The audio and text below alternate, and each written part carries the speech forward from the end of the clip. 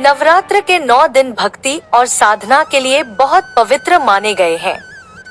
इसके पहले दिन शैलपुत्री की पूजा की जाती है।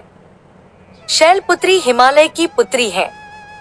हिमालय पर्वतों का राजा है। वह अडिग है, उसे कोई हिला नहीं सकता। जब हम भक्ति का रास्ता चुनते हैं तो हमारे मन में भी भगवान के लिए इसी तरह का अडिग विश्वास होना चाहिए, तभी हम अपने लक्ष्य तक पहुंच सकते हैं। यही कारण है कि नवरात्र के पहले दिन शैलपुत्री की पूजा की जाती है। माँ शैलपुत्री की कहानी। माँ शैलपुत्री सती के नाम से भी जानी जाती है। इनकी कहानी इस प्रकार है। एक बार प्रजापति दक्ष ने यज्ञ करवाने का फैसला किया। इसके लिए उन्होंने सभी देवी देवताओं को निमंत्रण भेज दिया, लेकिन भगवान शिव को नहीं।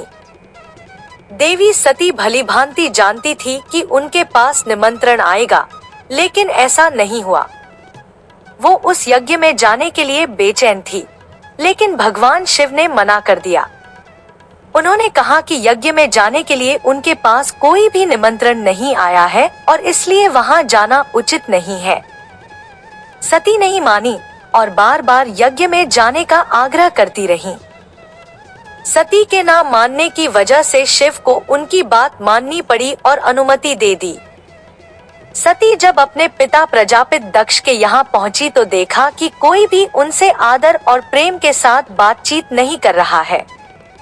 सारे लोग मुंह फेरे हुए हैं और सिर्फ उनकी माता ने स्नेह से उन्हें गले लगाया।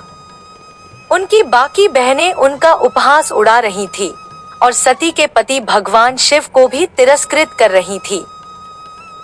स्वयं दक्ष ने भी अपमान करने का मौका ना छोड़ा। ऐसा व्यवहार देख सती दुखी हो गई। अपना और अपने पति का अपमान उनसे सहन न हुआ और फिर अगले ही पल उन्होंने वो कदम उठाया जिसकी कल्पना स्वयं दक्ष ने भी नहीं की होगी। सती ने उसी यज्ञ की अग्नि में खुद को स्वाहा कर अपने प्राण त्याग दिए। भगवान शिव को जैसे ही इसके बारे में पता चला तो वो दुखी हो गए। दुख और गुस्से की ज्वाला में जलते हुए शिव ने उस यज्ञ को ध्वस्त कर दिया। इसी सती ने फिर हिमालय के यहाँ जन्म लिया और वहाँ जन्म लेने की वजह से इनका नाम शैलपुत्री पड़ा। शैलपुत्री का नाम पार्वती भी है।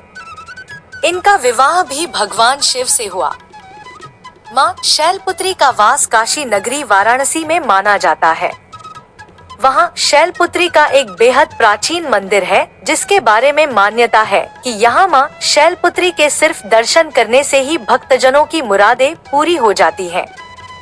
कहा तो यह भी जाता है कि नवरात्र के पहले दिन यानी प्रतिपदा को जो भी भक्त माँ शैलपुत्री के दर्शन करता है उसके सारे वैवाहिक जीवन के कष्ट दूर हो जाते हैं। चूंकि माँ शैलपुत्री का वाहन वृषभ है, इसलिए इन्हें वृषारूढ़ा भी कहा जाता है। इनके बाएं हाथ में कमल और दाएं हाथ में त्रिशूल रहता है।